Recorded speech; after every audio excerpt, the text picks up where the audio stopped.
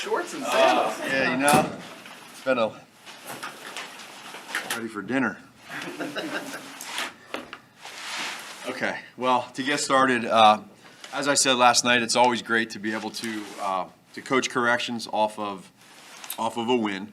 I talked about the defense swarming. We talked about it all week last week. They did that. You felt it. You saw the turnovers. I don't know the last time. I was just talking to Faves. I don't know the last time. You guys can look into this, that there was a game, maybe you know it, where there's a D lineman, linebacker, and DB that all had a pick in the same game, let alone 3 in a row. So, and then to have that forced fumble by Eddie was a great job on that dagger route. So the turnovers we love, just like I said last night. You look at offensively for us, we had that great first drive. We sustained some other drives throughout, but then we had penalties and we had some miscues throughout. So we got to clean that up, which we will. And so, at the end then in 4 minutes for Justin to have that scramble to get that one first down, and then we still had to get another first down, and we got 2 nice runs. David had a nice run on the 2nd and 6. And so that was great. As far as the quarterback situation with Andy, he's still working through all his results right now and going through that. So we'll know more later on tonight with him. But I appreciate his toughness, and I thought he was playing really well. He took us down there on that first drive for a touchdown, came back out and put together another little drive there with some scrambles. He was throwing the ball well. He looked good, and then unfortunately that happened. So we'll see how that goes later on today with the results and then work from that, which I know you guys will probably have a lot of questions with. You obviously have to start with the idea that Justin may have to start next Right. week. And I'm curious how you start the process of that today in preparing for that contingency. Yeah, so what we'll have to do is we'll have to be prepared when we find out exactly what's going on with Andy is understand, okay, is he able to go? Is he not able to go? Work through all that stuff. And, because for us, you got a guy that's been in the league playing quarterback for a long time, and you got a guy that's never had an NFL start. So we'll have to work through that, which we will, and that gives us time tonight to be able to do that. And that's what we'll do, just kind of keep it that way. If Andy's healthy, is he your starter? If Andy is healthy, is he your star? That's something that I'm not going to get into with scheme. That's not scheme. Of course it is. That's 100% scheme, Brad. That's 100% scheme. Personnel, maybe, then that's scheme. Have you ruled out ACL, anything serious in that nature? Yes, there's no ACL. Yep. So that we felt that yesterday, like I said, and we were able to confirm that. Is there any other ligament damage that you know of? Again, I'm not aware. I'm not getting into any of that because tonight when they give me the results, I'll know more. Work off of that. Andy and Justin are 2 different Yeah. quarterbacks. If it is Justin, how do you change, how much do you have to change things, or how many adjustments are there to get an offense that fits Justin's skills? Yeah, we'll work through all that. We'll work through if it is Justin and we go that route, then we'll work through that as a staff. I feel good about that, and whether it's the same stuff, different stuff, less, more, that's the stuff that we'll have to work through tonight. Is that problematic though, or? No, I don't think so. Coach, you come into a game and you get 4 turnovers, you get a defensive touchdown, 4 sacks. You expect to kind of win that game by Yeah. or more. What were some of the things that you thought prevented that game from being the blowout that it honestly kind of felt like at times? Sure. No, it felt that way, and I think that's where, when you look at the field position with those turnovers, that's the part that jumps out at you. I have it here. We had it at the minus 34. We had a plus 39, a plus 36, a plus 9 after all those turnovers. It wasn't like we were getting turnovers and we were backed up. We were getting turnovers and we were there to be able to really turn it over and turn it into something that's not 3 points.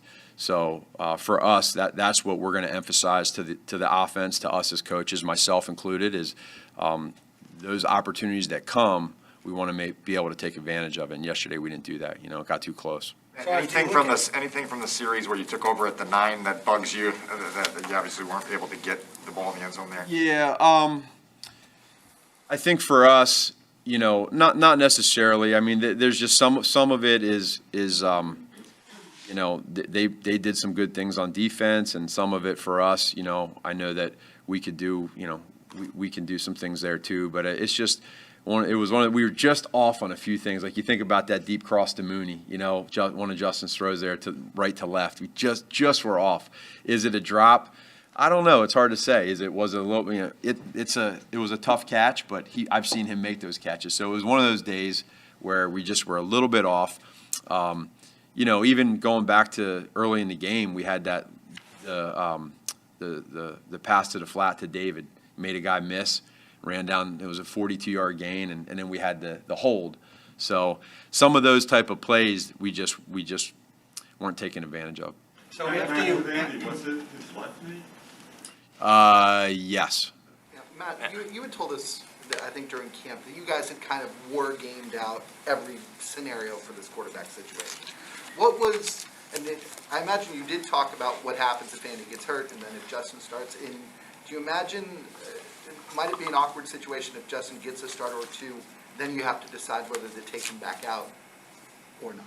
Well, we've again, that's like you just said. That's all stuff that we've talked about. We've discussed how things would go, the what-if game. Just so that you're not making emotional decisions, and you also got to see how things are going. It's literally that process that you talk about with these quarterbacks and with players in general, and with your offense, defense, special teams is kind of all going back to what we've talked about from day one, which is just worry about today. And so me as a head coach, Ryan as a GM, our coaching staff, we talked through a little bit of the what ifs, but we just try to stay in the moment right now. How different was your call sheet for Justin yesterday in the second half compared to what it would be with a full week of game plan, knowing he's the starter? Sure, yeah. You know what, Kevin? It was when you have that. I think what happens is, as a play caller, is you try to go to some of the stuff that that he knows where the bones are buried. In the play. And so you want to be able to help him out that way. But at the same point in time, it's your job as a backup to make sure that you know the entire call sheet inside out, which he did and he does. And I know Coach Flip has done a phenomenal job at working with him and getting him prepared.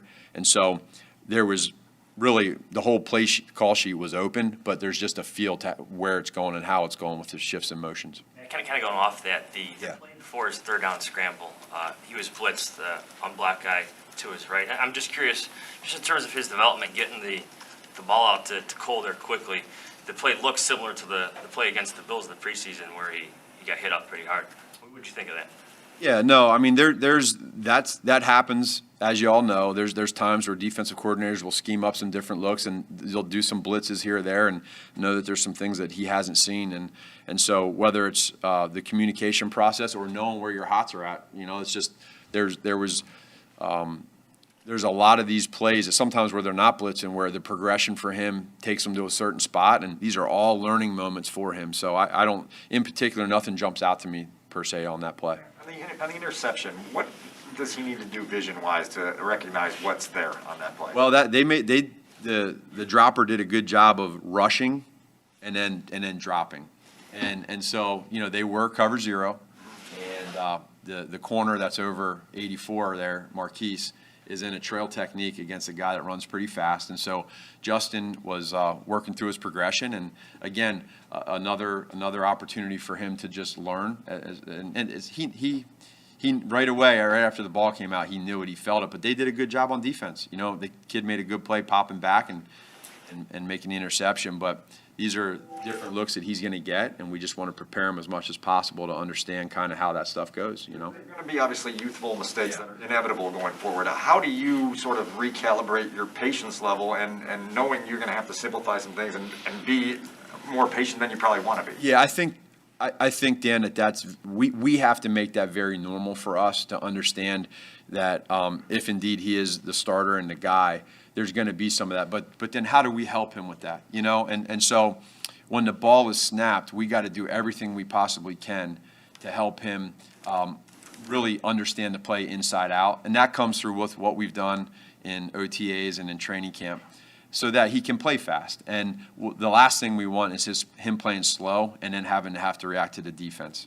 Komet and Graham had one target Yeah. between them yesterday. With all the emphasis on incorporating the tight ends in this offense to kind of Sure. make it go, why were they such a passing game? No, not enough targets yesterday, and they need to be more involved. And I'm well aware of that. That's my fault for that, and that's I don't want to say never going to happen again, but that's not enough. Just curious, no offense, but how does that happen? I mean, do you get lost in doing other things? No. Sometimes it's just there are there are more targets sometimes that within a progression. I think within this offense, what you'll see is you won't always just see one guy all the time. So there might be a play that we called for a tight end, they took it away, you know.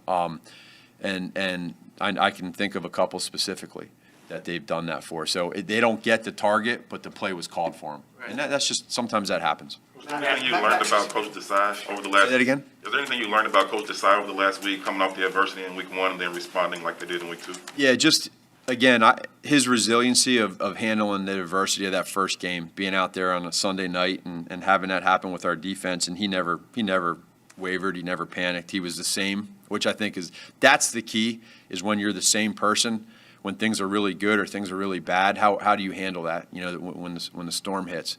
And he stayed calm. And even when we were doing pretty well yesterday, he still was calm. And so that's why we gave him the game ball yesterday.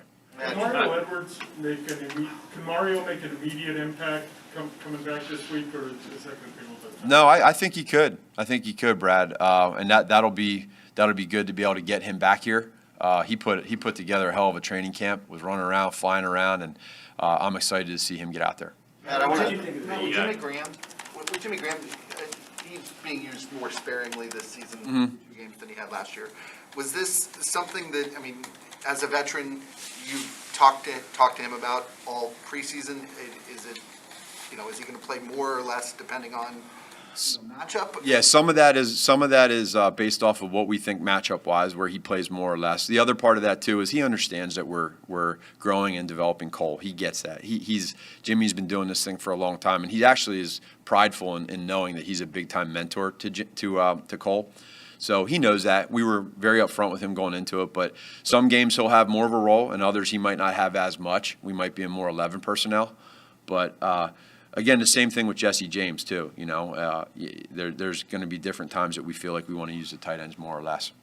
The deep ball to Yeah. Dale, and I think you said last night you couldn't see it from your vantage point Yeah. to the next play. I'm just curious, when you saw it, what you think of the place? Yeah, I thought it was a good throw, and you know, it's never easy when you got a corner on your back and he's putting his arms there and trying to swat at it. So that's just a part of football, and it's one of those plays that I know A-Rob. You know, 99 times out of 100, he's going to make that play. So we'll go right back to it and give him another shot. And, you know, A-Rob's a phenomenal player for us. And I just think back to that simple little hitch route that he caught on 3rd and 13 and turned it into a first down. That was a pretty good job by him. Matt, Justin was. Yeah, so the guys aren't in yet this morning, but just from us talking as a staff, there's some communication that goes down with if the play clock's running down, we have a mechanism that we can use, and you got to be clear with that. We have some different cadences. So we're going to get the guys together and just talk through that and figure out the whys behind all of that. But again, some of that is part of the growing pains, right? And I think, you know, just talking to Justin last night and understanding that's a part of this, and there are growing pains, and he'll get better from it, and we all will. You know, we'll all get better. The O-line will, and that whole building that relationship. Matt, Justin was hard on himself yesterday when talking with us about his performance. Did you get the sense that he was kind of disappointed with his play? And as an extension of that, kind of what did you learn about him, the way he adjusts and absorbs what he does in a game? I would just say this. I would say that, you know, again, I talked to Justin last night too, and we had a great conversation. And, you know, in that moment that you get put in the game, and it's different. It's different than starting that first play of the game and being thrown in there. But at the same point in time, I know what Justin expects from himself, and that's probably why he felt that way with y'all when he was talking after the game. But really, big picture, you know, for him, there are some things that he can learn from, but he also did a lot of great things too. And that's one of the benefits of how he's played the quarterback position. And again, just watching the tape, things to learn from, things to grow from. But I think that's completely natural, you know, with a quarterback for the first time in the NFL. I want to ask your opinion on the taunting rule. Yeah. I'm not asking specifically about the instances that your team has had. Yeah. But philosophically, in your opinion, do you think that is reasonable and realistic, given the nature of football, to then put those restrictions on what could happen after the play when you have so much emotion tied into these? I do, and I understand, you know, what the league is trying to do, and I get it. I think that these guys are competitive and they're emotional, and there's a lot of stuff that goes on and that sort of thing. But I think we're also teaching everybody to, hey, let's move on to the next play and let's stay away from that. So that's the rules, and when that is the rules, I listen to them, and then I believe in them. And so what I'm trying to do and continue to emphasize all the time is, like, they're emphasizing it right now with the officials. So what we got to do is, if you think it's gray at all, you can't do it, because that can be critical. And so I understand why the league's doing it, and I support it, and I'm going to do everything I can to emphasize it with our team to minimize that. The This is Bengals, specific to one of the plays. This is a specific question to the Gibson play. Yeah. It looked like after you were upset with the official, not upset with Gibson. Yeah, so here, what that was I was trying to find out what happened in the deal. I wanted to know who did it and what they did. That's why I was. He told you that Gibson clapped. He was trying to get it called down as to what was going on, and meanwhile the foul already happened, and they were moving the chains on me, and I had no idea what happened. So I was trying to get that clarification from that ref, which he did then. the Bengals got called for a taunting penalty afterward, and it Yeah. seemed like Andy may have got his word in there and said, did he come over and say, yeah, That I don't know. I mean, did you, so you were pleased that they got called for the same thing, right? I like all penalties against the other team. You talked a lot since you've been here about swagger. Yeah. That fun out there. Yeah. Is it restrictive at all? Yeah, there's that, Adam, there's that fine line, there's that balance of these guys, because I still felt like where I felt it was on, like, you almost you have to do it, it has to be on your own sideline. You can't do it to the other team. And you're seeing it throughout the league right now, is there's an emphasis on it, and you got to be careful. And so, yeah, you can still have the swag, but if you're going to do it, you're going to have fun, you're going to clap to your teammate. You can't do anything to the other side.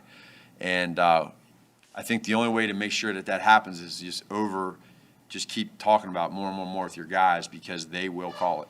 Matt, you mentioned after the game last night, the playbook was somewhat limited because Justin had been the backup quarterback all week in practice. At the risk of an obvious question, how would you characterize the difference that he gets to be a first-team quarterback all week in practice, in terms of what you can use and what you can fine-tune? Yeah, I don't think, Pat, that what happens with that is I don't think it minimizes too much if he's the starter. We just got to make sure that whatever we put in there, that he knows inside out and he can play fast. So if there's more plays that he knows or likes, we'll get that in there, and he'll go out there and play quarterback the way it's supposed to be played. But we do have to be a little bit careful, and I think probably the biggest thing for us is just making sure that he really understands and knows the plays, if that's the case. How do you think the offensive line plays? Yeah, I thought that they played pretty well. When you go back and watch the tape, we had the one sack where he got edged a little bit, and we didn't go through the tape yet with the players, but that was one there where I think maybe it's a good learning one for Justin to be able to push up in the pocket. He was at about 11 yards depth, so if Justin gets back to his drop, can push up, those tackles are going to let them edge him a little bit.